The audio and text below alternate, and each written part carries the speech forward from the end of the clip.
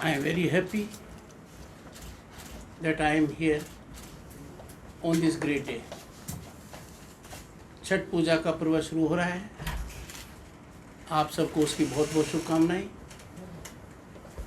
शक्तिपीठ में से एक कीर्तेश्वरी मंदिर के यहाँ मैंने दर्शन किए, आशीर्वाद प्राप्त किया और पश्चिम बंगाल की जनता के लिए मैंने सुख, शांति और समृद्धि की कामना की। पश्चिम बंगाल के राज्यपाल की हैसियत से कुछ मामलों को लेकर मैं अत्यंत चिंतित हूँ। कोई भी प्रशासन,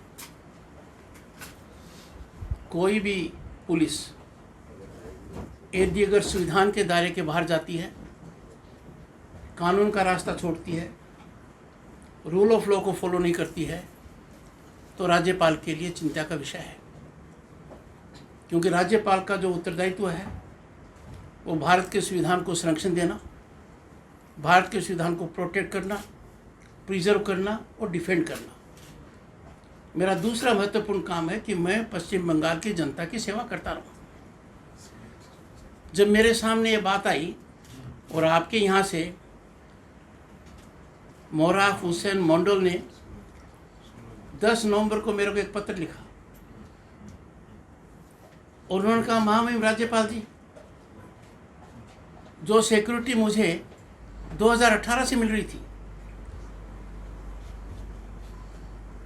जो सिक्योरिटी मुझे मिल रही थी उसका एक आधार था, वो अचानक विड्रॉ कर ली गई। वैसे तो डेमोक्रेटिक सिस्टम में हर नागरिक को सुरक्षा देना राज्य का काम है, हर नागरिक को सुरक्षा होनी चाहिए। पर सुरक्षा की चिंताओं को देखकर कितने चैलेंजेस हैं। कुछ लोगों को सुरक्षा प्रदान की जाती है, प्रदान करते समय कुछ मापदंड होते हैं, एजेंसीज अपने आप में मेल मिलाप करती हैं, उनको दिया जाता है। उसके अंदर रद्दोबदल हो सकता है, मैं नहीं मानता, हो सकता है। रद्दोबदल नियमानुसार होना चाहिए। रद्दोबदल होते ही संबंधित व्यक्ति को पता भी होना चाहिए। राजनीति से प्रेरित होकर सिक्योरिटी कवर को प्रभावित करना प्रजातांत्रिक व्यवस्था पर कुठाराघात है। रूल ऑफ लॉ की मूल भावना के विपरीत है।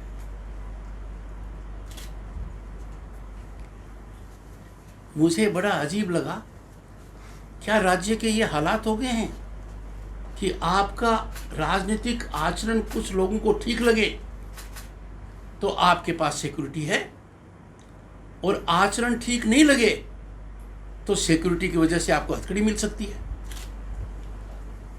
यह प्रजातंत्र में नहीं हो सकता। यदि अगर कोई भी अधिकारी सिक्योरिटी कवर के मामले में इस प्रकार का दृष्टिकोण रखते हैं कि राजनीतिक संतुष्टिकरण के लिए राजनीतिक से प्रेरित होकर राजनीतिक आधार के ऊपर इस प्रकार का कदम उठाएंगे, they are not acting according to their conduct. This is not acceptable in democracy. मेरे सामने दूसरी समस्या हाल ही में आई। राज्यपाल की हैसियत से आज के दिन मेरा आना मेरे लिए बहुत महत्वपूर्ण दिन है। शुरुआत मैंने कीर्तेश्वरी मंदिर के दर्शन से की, आशीर्वाद लिया। हम डेमोक्रेटिक नेशन हैं, हम कानून और संविधान के चलाने वाले प्रांत हैं। कोई जवाब नहीं आया और नए कदम उठाएगा जो जनता के हित में होंगे। सार्वजनिक चर्चा इन बातों की नहीं हो सकती है, और आप सब अनुभवी मीडिया के लोग हैं, ऐसा नहीं होना चाहिए।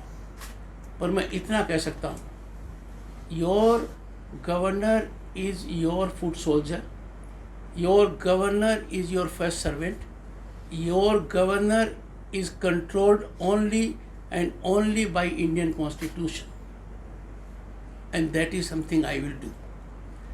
प्रश्न पूछा कि जिलाधीश और एसपी आए, मुझे राज्यपाल बने हुए 30 जुलाई 2019 से अब तक मैंने मेरे किसी भी दौरे में उनके दर्शनों का लाभ नहीं लिया है, तो ये इलाका अलग नहीं है। मैं इस बात को यहीं छोड़ता हूँ। नमस्कार, एक बार फिर आप सबको बहुत बहुत शुभकामनाएं। अगली बार आऊँगा, लंबा समय दूंगा और पत्रकारों से लंबी बात इसलिए करूँगा कि आप कुछ मामलों में चुप रहे हैं। जैसे 370 हटा इतिहास बना, राज्य के मुख्यमंत्री चुप रही। राम मंदिर का सुप्रीम कोर्ट ने निर्णय लिया, चुप रही। वो चुप्पी मेरे कानों में गूंजती है।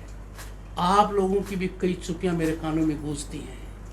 राज्यपाल के अभिभाषण को ब्लैकआउट कर देना और मेरे मीडिया के बंधुओं का उस पर कुछ न कहना मेरे को एक संकेत देता है, और वो भयानक संकेत है। जिस दिन देश का मीडिया डर जाएगा, कोई भी बिना डर के नहीं रहेगा। आप लोगों से उम्मीद करता हूँ, मेहरबानी करके निष्पक्ष रूप से, निर्भीक रूप से अपने दायित्व में कमी मत लाइए। आपको इस बहुत बड़े यज्ञ में अपनी आहुति देते हुए संकोच नहीं करना चाहिए। Thank you. नमस्कार। घाट के सांसद हैं जगन्नाथ सरकार। हमारे यहाँ के एक सपूत ने देश की सेवा में अपना सर्वोपरि दिया, सुप्रीम सैक्रिफाइस दी। उसके लास्ट राइट्स थे। उस जिले से 2 सांसद हैं। सांसद अलग अलग राजनीतिक दल के हैं। जो सत्तारूढ़ दल के सांसद हैं उनके लिए रेड कारपेट, उनको सम्मान, उनके सामने नतमस्तक। और जो प्रतिपक्ष के सांसद हैं, आप उन वीडियो को देखकर अचंभित हो जाएंगे। मैं तो कल्पना नहीं कर सकता। 30 साल पहले देश में मैं पार्लियामेंट्री अफेयर्स मिनिस्टर रहा हूँ। मैं जानता हूँ सांसद की क्या अहमियत है। केंद्र सरकार ने और पार्लियामेंट से अनेक निर्देश जारी हुए हैं कि सांसद के साथ कैसा व्यवहार किया जाए। देश से बड़ा अधिकारी, कैबिनेट सेक्रेटरी हो, चीफ सेक्रेटरी हो, वो खड़ा होकर अदब से सांसद का सत्कार करेगा, सांसद को सी ऑफ करेगा, श्रेष्ठ आचरण करेगा। ये किसी व्यक्ति के लिए नहीं है। सांसद जनप्रतिनिधि है। लाखों लोगों की भावना को वो सांकेतिक दृष्टि से प्रस्तुत करता है। उसके साथ क्या खिलवाड़ हुआ,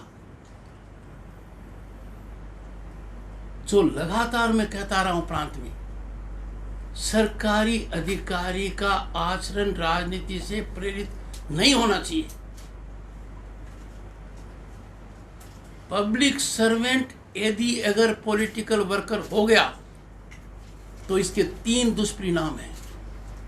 पहला, वो अपने आचरण के विपरीत जाता है, उस पर संकट आना निश्चित है। यह उसके लिए दुराचरण है। भारत के संविधान के तहत जो नियम बने हुए हैं, उन नियमों में लिखा हुआ है कि public servant will be politically neutral.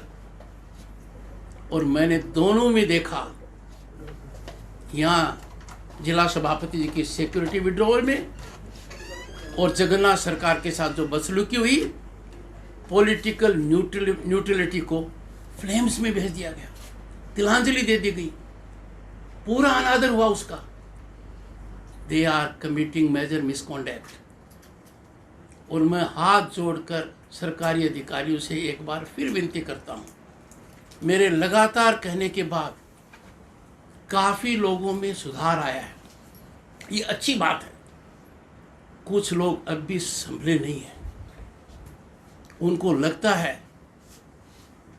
कि राज्यपाल कह रहे हैं होगा क्या, बहुत बुरा होगा, कानून के शिकंजे में आएंगे, long arm of law will catch up. और इसलिए क्योंकि हम विश्व के सबसे बड़े प्रजातांत्रिक देश हैं, हम इसको बर्दाश्त नहीं कर सकते कि कोई भी पब्लिक सर्वेंट पॉलिटिकल वर्क करे।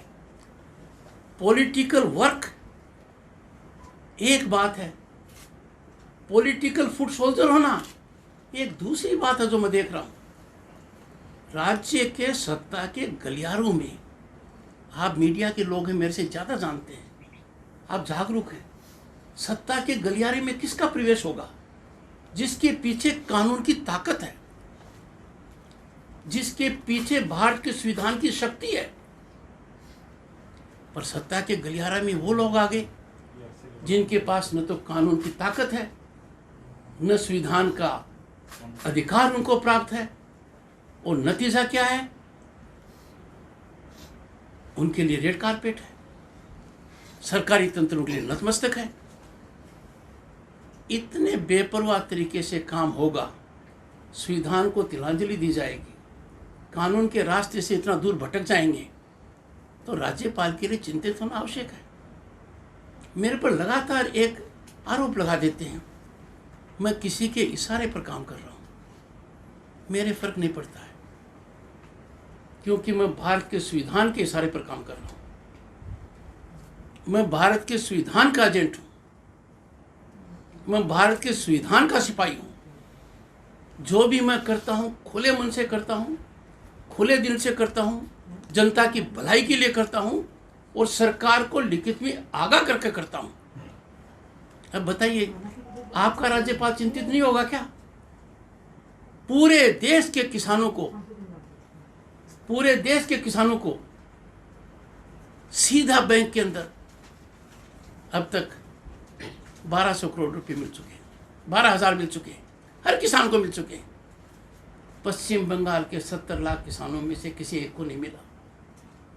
ये पैसा मिलता तो 8,400 करोड़ होता आज के दिन। क्यों नहीं मिला?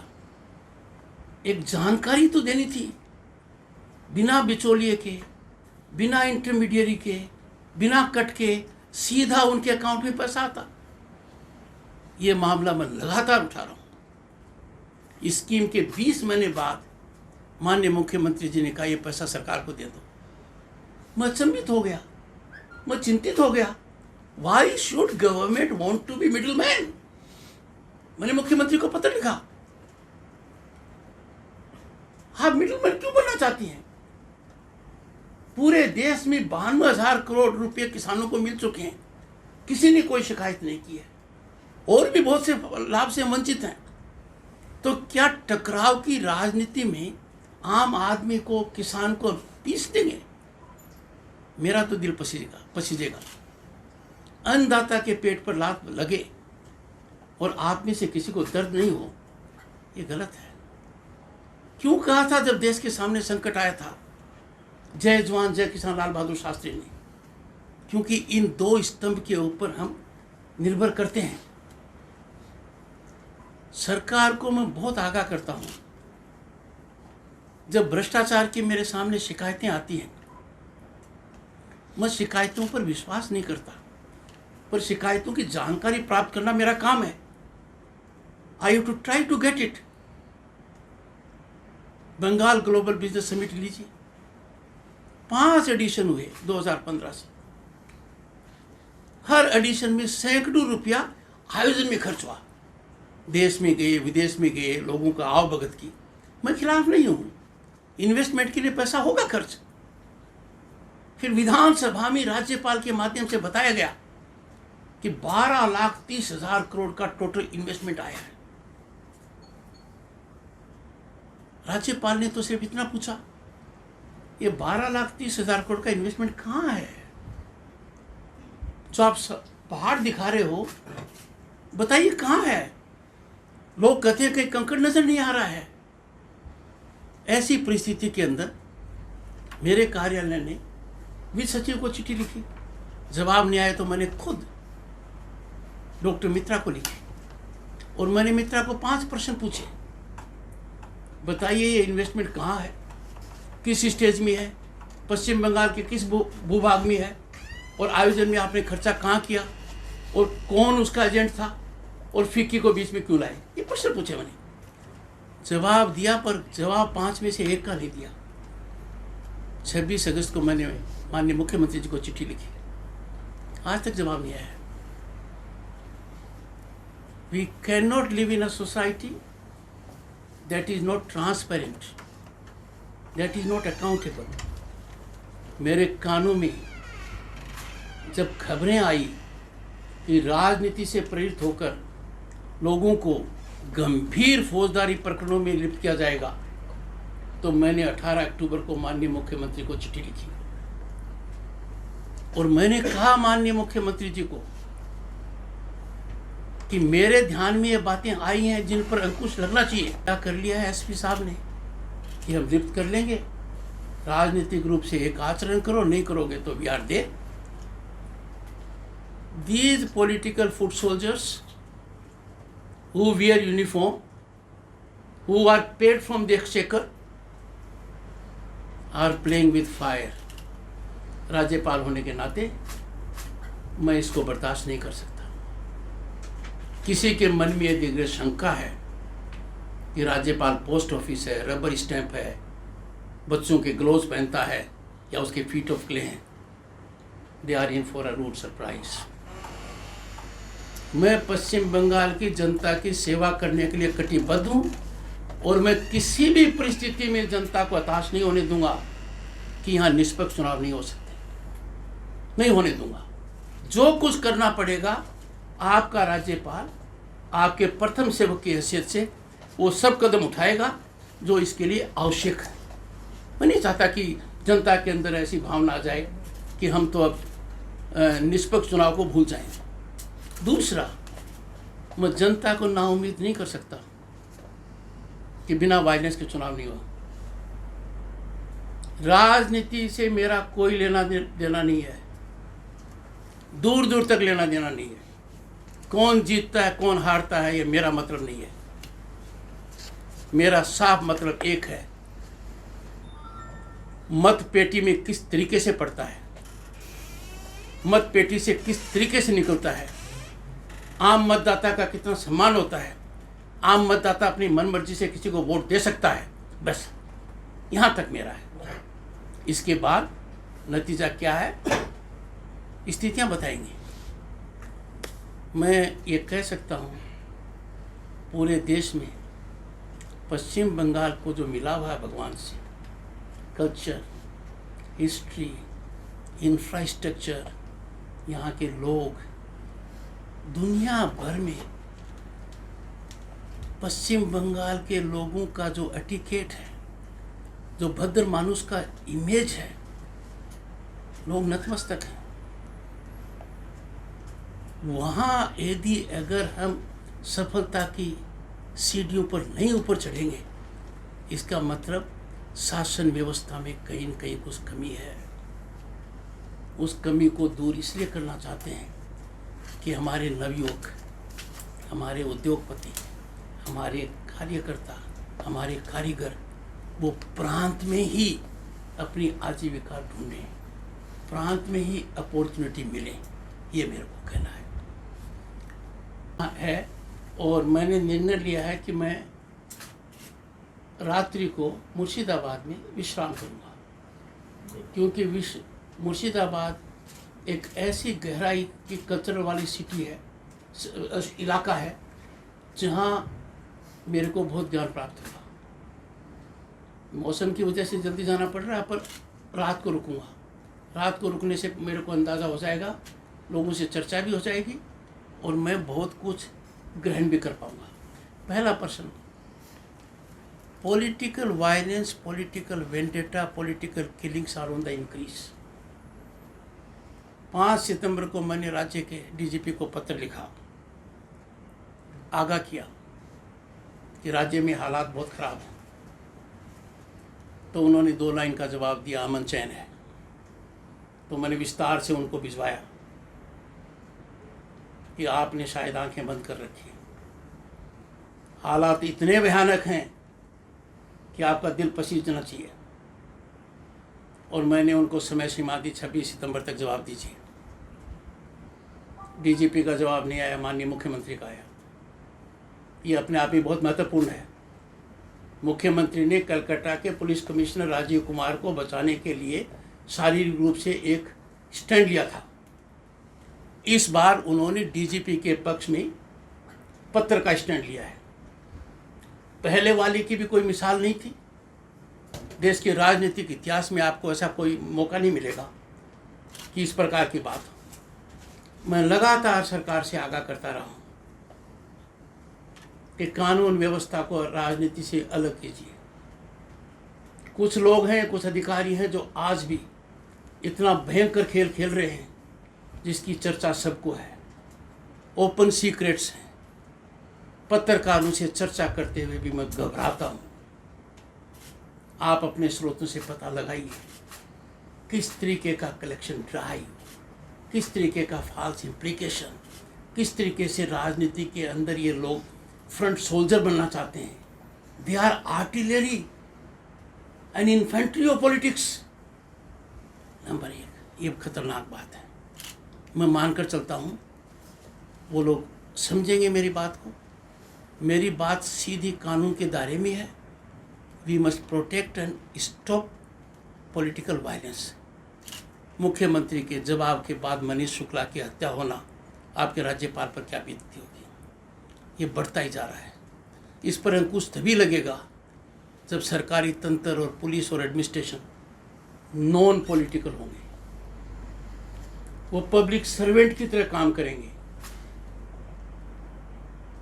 वो राजनीतिक दल के एजेंडा को एग्जीक्यूट नहीं कर कर कानून की मंशा को एग्जीक्यूट करेंगे। दूसरा, राज्य के हालात क्या हैं? कुछ मामलों पर राज्यपाल को मर्यादा में रहना पड़ता है।